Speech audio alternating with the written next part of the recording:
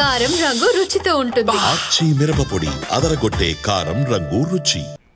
Operation Sindhu 2 కొనసాగుతోంది. యుద్ధ పరిస్థితిపై ఢిల్లీలో ఉన్నత స్థాయి సమీక్షలు కొనసాగుతున్నాయి. త్రివిధ దళాధిపతులతో రక్షణ మంత్రి రాజ్నాథ్ భేటీ అయ్యారు. అంతర్గత భద్రతపై హోంమంత్రి ఉన్నత స్థాయి సమీక్ష నిర్వహిస్తున్నారు. ఇక పాక్ మిసైల్స్ ను ఆకాశ్ ఎయిర్ డిఫెన్స్ సిస్టమ్ తిప్పికొడుతోంది. భారత్ లో తయారైంది ఆకాశ్ మిసైల్స్. 7 పాక్ చొరబాటుదారులను బీఎస్ఎఫ్ హతమార్చింది. సరిహద్దుల్లో పాక్ రేంజర్స్ పోస్ట్ ని ధ్వంసం చేసింది భద్రతా బలగాలు. అప్రమత్తంగా ఉన్నారు కోస్ట్ గార్డ్ అండ్ నేవీ.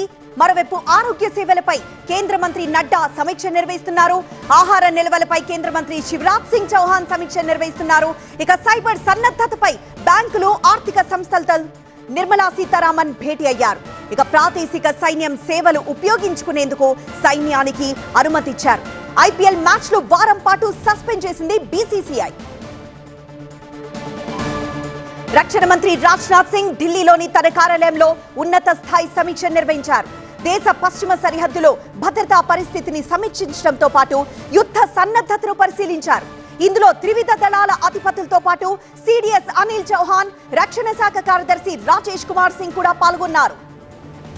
ఇక సరిహద్దు రాష్ట్రాల్లో పరిస్థితిని, దేశంలోని పరిస్థితిని కేంద్ర హోంమంత్రి అమిత్ షా సమీక్షించారు.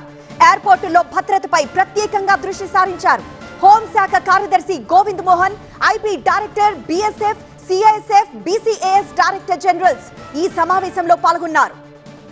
ఇక అటు ఆరోగ్య శాఖ మంత్రి జేపీ నడ్డా కూడా ఢిల్లీ స్వస్థ్ భవన్ లో ఉన్నత స్థాయి సమీక్ష నిర్వహించారు. ఆరోగ్య సేవల తీరును పరిశీలించారు. దేశవ్యాప్తంగా ఉన్న ప్రధాన ఆసుపత్రుల్లో ఆరోగ్య మౌలిక సదుపాయాల గురించి తెలుసుకున్నారు. కంట్రోల్ సెంటర్ నుంచి పూర్తి పర్యవేక్షణ జరుగుతోందని మంత్రికి అధికారులు వివరించారు. ఇక దేశంలో ఆహార నిల్వలు సమృద్ధిగా ఉన్నాయని, ఎటువంటి ఆందోళన చెందాల్సిన అవసరం లేదని కేంద్ర వ్యవసాయ శాఖ మంత్రి శివరాజ్ సింగ్ చౌహాన్ తెలిపారు. గోధుమలు, బియ్యం సరిపడా ఉన్నాయని వివరించారు. యుద్ధం నేపథ్యంలో ఆయన ఆహార నిల్వలపై ఢిల్లీలో సమీక్ష నిర్వహించారు. సైనికులు సరిహద్దుల్లో ఉంటే శాస్త్రవేత్తలు, రైతులు పొలాల్లో ఉన్నారని తెలిపారు. మరోవైపు భారత్ పాక్ మధ్య పెరుగుతున్న ఉద్రిక్తతల కారణంగా ఐపీఎల్ మ్యాచ్లను వారం రోజుల పాటు వాయిదా వేయాలని బీసీసీఐ నిర్ణయించింది. ఐపీఎల్లో ఇంకా 16 మ్యాచ్లున్నాయి. నిన్న ధర్మశాలలో మ్యాచ్ జరుగుతుండగానే విద్యుత్ సరఫరా ఆపేశారు.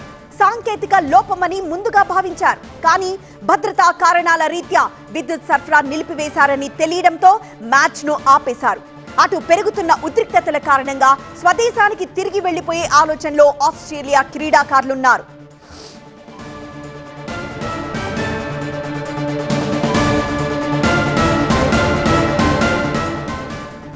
మరింత సమాచారం మా బ్యూరో చీఫ్ గోపిని అడిగి మరింత సమాచారం తెలుసుకుందాం. గోపి, ఆహార నిల్వలు, అలానే ఆరోగ్య సదుపాయాలు, అలానే సైబర్ సెక్యూరిటీ, ఇంకా వివిధ అంశాలపై కొన్ని కీలక సమావేశాలు జరుగుతున్నాయి. వాటికి సంబంధించిన అప్డేట్స్ ఏంటి? యుద్ధ పరిస్థితుల నేపథ్యంలో దేశ భద్రత సమగ్రత విషయంలో తగ్గేదే లేదన్నట్లుగా కేంద్ర ప్రభుత్వం వరుస కీలక సమావేశాలు నిర్వహిస్తోంది. అటు ప్రధాని మొదలు కేంద్ర మంత్రుల వరకు వరుసగా ఆయా మంత్రిత్వ శాఖలకు సంబంధించి ప్రజా సన్నద్ధతకు సంబంధించిన అంశాలపైన దృష్టి సారించడం జరిగింది. ఇటు ప్రయాణికుల భద్రతకు సంబంధించి, అలాగే కేంద్ర ప్రభుత్వ సంస్థలకు సంబంధించి సిఐఎస్ఎఫ్, సిఆర్పిఎఫ్, బీఎస్ఎఫ్ సెక్యూరిటీని మరింత ముమ్మరం చేసే దిశగా హోంమంత్రి అమిత్ షా బీఎస్ఎఫ్, అలాగే సిఐఎస్ఎఫ్, సిఆర్పిఎఫ్ డీజీలతో ఢిల్లీలో సమావేశమయ్యారు. అలాగే ఆరోగ్య సన్నద్ధతకు సంబంధించి దేశంలో వైద్య అవసరాలు, అలాగే యుద్ధ సమయంలో తీసుకోవాల్సిన సన్నద్ధత చర్యలకు సంబంధించి వైద్య ఉన్నతాధికారులతో ఇటు జేపీ నడ్డా, కేంద్ర ఆరోగ్య శాఖ మంత్రి అందరూ సిద్ధంగా ఉన్నారా, అన్ని కావాల్సినవన్నీ కూడా హాస్పిటల్స్ సరిహద్దు రాష్ట్రాల్లో కానీ దేశంలో ఉన్న ప్రస్తుత పరిస్థితుల నేపథ్యంలో మీరు సన్నద్ధంగా ఉన్నారా అని చెప్పి వైద్య అధికారులు అప్రమత్తం చేయడం జరిగింది. అలాగే ఆహార నిల్వల విషయంలో కూడా ఇటు ప్రజల ముఖ్యంగా ఎటువంటి జాగ్రత్తలు తీసుకుంటున్నారు. ఎందుకంటే ప్రధానమంత్రి గరీబ్ కళ్యాణ్ యోజన కింద పేదలకు ఉచితంగానే ఆహారాన్ని అందిస్తోంది కేంద్ర ప్రభుత్వం. సో యుద్ధ సన్నద్ధత నేపథ్యంలో ఆహార భద్రతకు ఎటువంటి ముప్పు కలగకుండా ఉండే విధంగా కూడా చర్యలు తీసుకోవాలని చెప్పి ఉన్నతాధికారులను ఆదేశించడం జరిగింది. అలాగే బ్యాంకింగ్ సిస్టమ్స్కి సంబంధించి సైబర్ అటాక్స్ జరగవచ్చు. ముఖ్యంగా ఇటు వినియోగదారుల బ్యాంక్ ఖాతాలను టార్గెట్గా చేసుకుని ఇటు ఉగ్రమూకలు రెచ్చిపోయే అవకాశం ఉందని చెప్పి ఆర్థిక మంత్రి నిర్మలా సీతారామన్ ఇటు బ్యాంకింగ్ రంగానికి సంబంధించి ఇటు సైబర్ క్రైమ్స్కి సంబంధించిన అంశాలపైన ఆవిడ రివ్యూ నిర్వహించడం జరిగింది. అలాగే సివిల్ ఏవియేషన్ విమానాశ్రయాలకు సంబంధించి రామ్మోహన్ నాయుడు రివ్యూ నిర్వహించారు. అలాగే పూర్తిగా సివిల్ డిఫెన్స్కి సంబంధించి కూడా ఢిల్లీలో మాక్ డ్రిల్స్ జరుగుతున్నాయి. ఢిల్లీలో కీలక మంత్రిత్వ శాఖల కార్యాలయాలపైన సైరన్స్ సివిల్ డిఫెన్స్లో భాగంగా ఇటు ఎయిర్ స్ట్రైక్స్ జరిగే సమయంలో ముందస్తుగా ప్రజలను అప్రమత్తం చేయడానికి సివిల్ డిఫెన్స్ కోసం ఇటు భారీ ఎత్తైన భవనాలపైన సుమారు 40-50 భారీ సైరన్లను ఏర్పాటు చేస్తున్నారు. ఒక్కొక్క సైరన్ 8 కిలోమీటర్ల వరకు కూడా ధ్వనిని వినిపించేలా భారీ శబ్దాన్ని చేయడం జరుగుతుంది. సో అందులో భాగంగా సన్నద్ధత కార్యక్రమంలో భాగంగా సివిల్ డిఫెన్స్ వాలంటీర్లు ఎయిర్ స్ట్రైక్స్ జరిగితే ఏ విధంగా వ్యవహరించాలని చెప్పి ప్రజలను అప్రమత్తం చేస్తున్నారు. సో ఆపరేషన్ సింధూర్ అనేది ఇంకా కొనసాగుతోంది.